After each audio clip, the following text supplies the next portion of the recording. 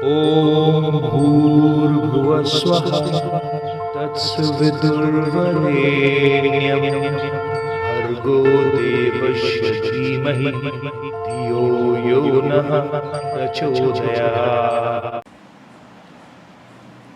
जय श्री राम मेरे सनातनी बंधुओं। आइए इस सनातन रूपी वृक्ष के जड़ों को संचित करें और इसे पुष्पित और पल्लवित करें और इसे इतना विराट और शक्तिशाली बना दें कि हमारे आने वाले वंशज अपने पूर्वजों पर गर्व कर सकें तथा विधर्मियों से अपनी रक्षा भी कर सकें। ये विधर्मी शक्तियाँ हजारों वर्ष से हमारी सभ्यता और संस्कृति को नष्ट करने का अथक प्रयास कर रहा है। यह रामायण कोई धार्मिक ग्रंथ नहीं है, बल्कि यह हमारे पूर्वजों का गौरवशाली इतिहास है।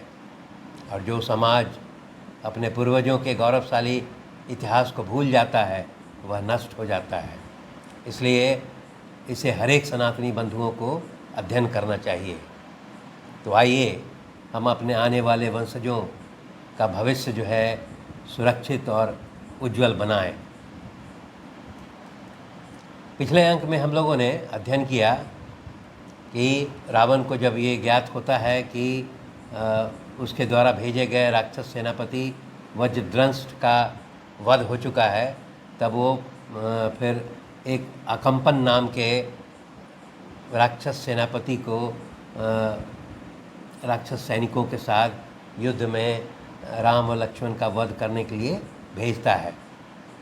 परंतु बहुत भीषण युद्ध होने के पश्चात वायुपुत्र हनुमान के द्वारा अकम्पन का भी वध कर दिया जाता है और इसके पश्चात जो सभी राक्षस सैनिक जो है वो भयभीत होकर के युद्ध भूमि से भाग जाते हैं। इस अंक में हम लोग युद्धकांड के 57 और 58वें सर्ग के बारे में अध्ययन करेंगे।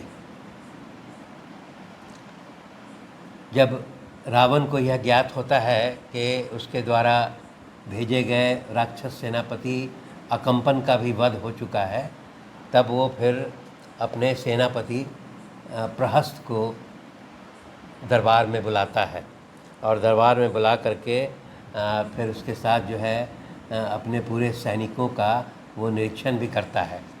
और उसके पश्चात वो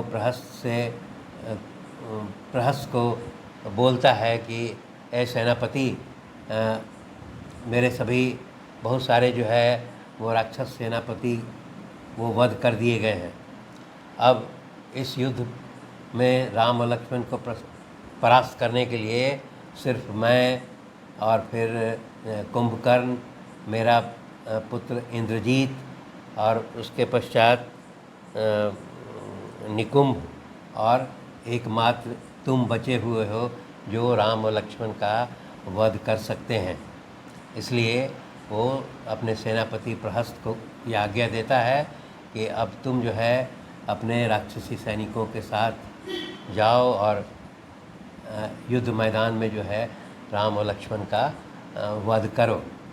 वह यह भी कहता है कि तुम्हारा जो चिंगाड़ है, सिंहनाद है, वो वानर सैनिक जो है वो उसको सहन नहीं कर पाएंगे और वो तुम्हारे चिंगाड़ से ही वो सिंहनाद से ही सभी वानर सैनिक भाग जाएंगे। इसलिए वो प्रहस्त को युद्ध मैदान में जाने का आदेश देता है। रावण का आदेश मिलने के पश्चात प्रहस्त जो कहता है कि यहाँ पर प्रहस्त भी जो है वो रावण को यह संकेत देता है। वो कहता है कि हम लोगों ने निर्णय किया था पहले बैठ करके और अंतिम यही विचार आया था कि अगर हमें युद्ध को टालना है तो सीता को लौटा देना चाहिए था, और अगर अब सीता को हम लोगों ने नहीं लौटाया है तो ये युद्ध जो है अवश्यंभावी है। वह प्रहस्त जो है यह भी बोलता है कि हे राजन, आपने मेरा हमेशा मान बढ़ाया है दान मान और सांत्वना से हमेशा मेरा मान बढ़ाया है और मेरा पालन किया है। इसलिए मैं हमेशा आपके हित के बारे में ही कार्य करूँगा और मैं निश्चित तौर पर अपने को इस युद्ध में झोंक दूंगा और वानर सेना से युद्ध करूंगा। और वो यहाँ तक बोलता है कि मैं आपके लिए अपने प्राणों की आहुति देने के लिए भी तैयार हूँ। इतना कह करके वो अपने सभी सैनिकों को जो है युद्ध भूमि में जाने के लिए तत्पर होने के लिए कहता है। सभी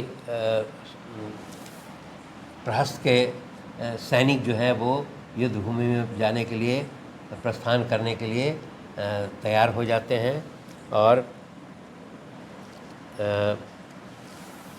प्रस्थान करने के पहले भयंकर भेरी बजाई जाती है और प्रहस्त जो है अपने सुसज्जित रथ पर सवार होकर के युद्ध के लिए प्रस्थान करता है। उसके रथ में जो है वो चूँकि वो सेनापति था इसलिए उसमें बहुत सारे वेगशाली और बलिष्ठ घोड़े उसमें जुते हुए थे और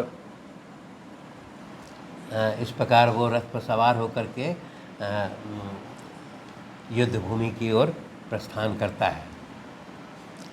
प्रहस्त चूँकि सेनापति है इसलिए उसके साथ 4 उसके सचिव भी जो है, जो महत्वपूर्ण राक्षस सैनिक होंगे वो सचिव भी उसके साथ प्रस्थान करते हैं।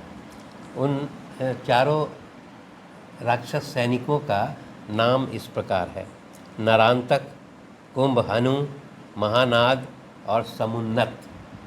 ये 4 जो है उसके प्रहस्त के राक्षस सचिव हैं, वो भी जो है उसके अगल बगल में वो स्थित होकर के युद्ध भूमि की ओर प्रस्थान करते हैं। यहाँ पर दिया गया है कि प्रहस्त जो है वो अपनी सेना को लेकर के लंका के पूर्वी द्वार से पूर्वी द्वार से ही वो बाहर निकलता है, जहाँ की नील वानर सेना के नील जो है वहाँ पर अपने सैनिकों के साथ उपस्थित है। परंतु यहाँ पुनः जो है जब प्रहस्त जो है अपने सैनिकों के साथ पूर्वी द्वार से निकलता है तो वहाँ फिर जो है कुछ अशुभ सूचक जो है वो प्रतीक जो है, अशुभ सूचक संकेत जो है वो मिलने लगते हैं और वो उसके सारथी जो हैं, रथ के सारथी, वो घोड़े को काबू में नहीं रख पाते हैं और उसके हाथ से चाबुक इत्यादि जो है वो गिरने लगता है। तो इस प्रकार माना जाता है कि ये अशुभ संकेत था।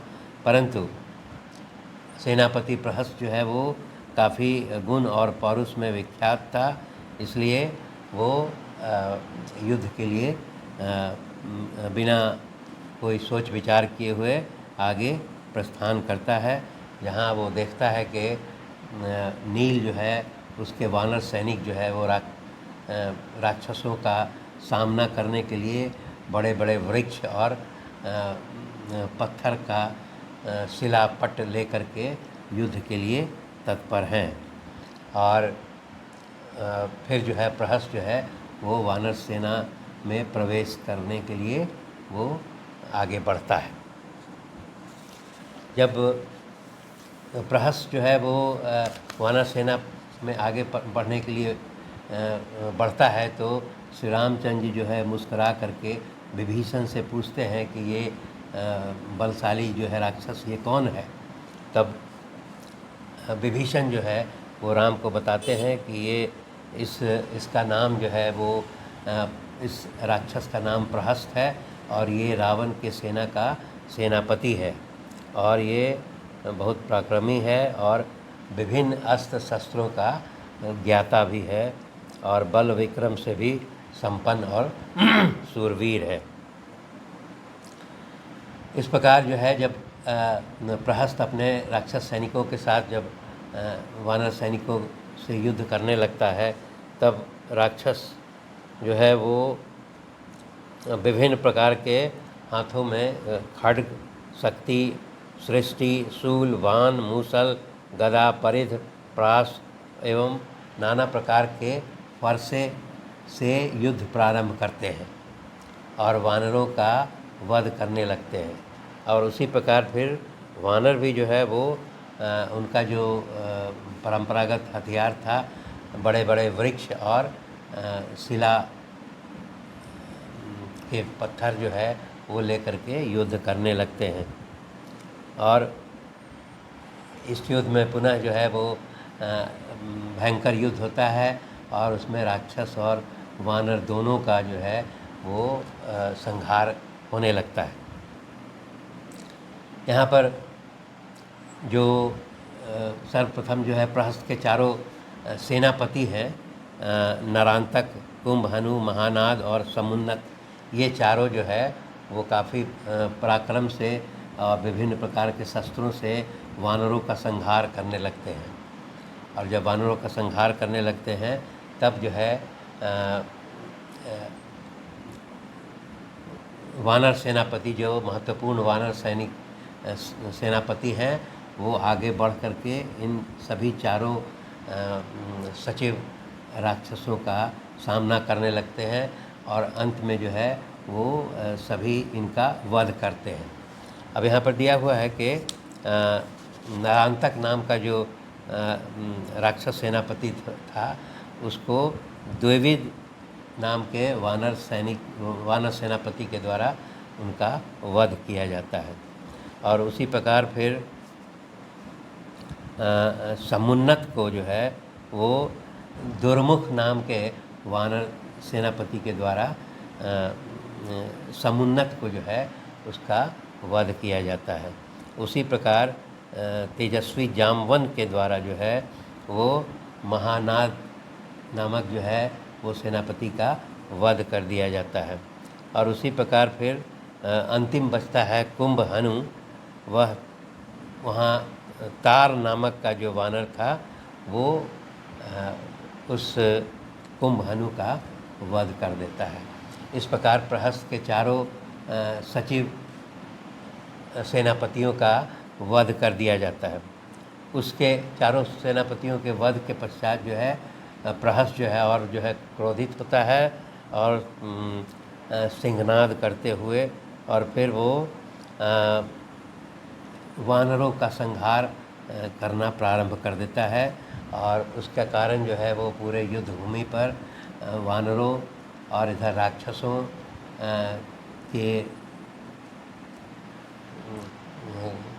के जो है मृत शरीर जो है और रक्त से जो है पूरी युद्ध भूमि जो है वो पट जाती है और वहाँ लाशें और रक्त की नदियाँ बहने लगती हैं। इतना सब होने के पश्चात जब फिर अंत में नील नाम के जो वानर सेनापति हैं वो आगे बढ़ते हैं और आगे बढ़ करके फिर वो राक्षसों का संहार करने लगते हैं। तब जो है प्रहस्त जो है अपने वाण से जो है वो नील पर धनुष का प्रहार करने लगता है और उससे नील जो है घायल भी हो जाते हैं। परंतु घायल होने के पश्चात जो है वो फिर एक वृक्ष उखाड़ते हैं और वृक्ष उखाड़ करके और फिर प्रहस्त के ऊपर फेंकते हैं। और जब प्रहस्त पर वो वृक्ष से प्रहार होता है तो वो बहुत चित्कार करता है और चित्कार करने के पश्चात वो पुनः जो है वो वाण से आक्रमण करने लगता है। तब जो है नील जो है एक बड़ा जो है वो विशाल साल वृक्ष उखाड़ लेते हैं और उस साल वृक्ष को उखाड़ करके उसके रथ पर जो है उससे प्रहार करते हैं। उससे उसके प्रहस्त के धनुष को तोड़ देते हैं, उसके रथ को तोड़ देते हैं और उसके सारथी का भी वध हो जाता है उस वृक्ष के प्रहार से। तब जो है वो प्रहस्त जो है वो अपने रथ से कूद जाता है और हाथ में फिर एक बड़ा भयानक मूसल लेकर के फिर वो नील से युद्ध करने लगता है। तब पुनः जो है वो नील जो है एक विशाल वृक्ष को फिर उखाड़ते हैं और विशाल वृक्ष से फिर उस राक्षस सेनापति प्रहस्त के छाती पर जो है उस वृक्ष से वार करते हैं और इससे भी जो है उसका वो संघर्ष अभी चलता रहता है और वो प्रहस्त जो है पुनः मूसल ले करके और वो नील सेनापति पर फिर आक्रमण करता है। और तब फिर जो है वो अंत में जो है नील एक बड़ा शिला पट्ट जो है उखाड़ते हैं और उखाड़ करके और फिर उसके प्रहस्त के मस्तक पर उस सील पट्ट से जो है प्रहार करते हैं और उस सील पट्ट से प्रहस्त के मस्तक जो है वो चूर चूर हो जाते हैं और वो पृथ्वी पर गिर करके अपना प्राण त्याग देता है। और इसके पश्चात जो है उसका प्राण पखेरु जो है उड़ जाता है और जो है उसी प्रकार जैसे ही ये प्रहस्त के की मृत्यु का समाचार सभी राक्षस सैनिकों में मिलता है, वो सभी राक्षस सैनिक जो है वो भयभीत होकर के और लंका की ओर भाग जाते हैं। और उसके पश्चात जो है नील जो है रामचंद्र और लक्ष्मण और सभी वानर सैनिक जो है वो प्रहस्त का वध करने के लिए नील को जो है बहुत आशीर्वाद देते हैं और वो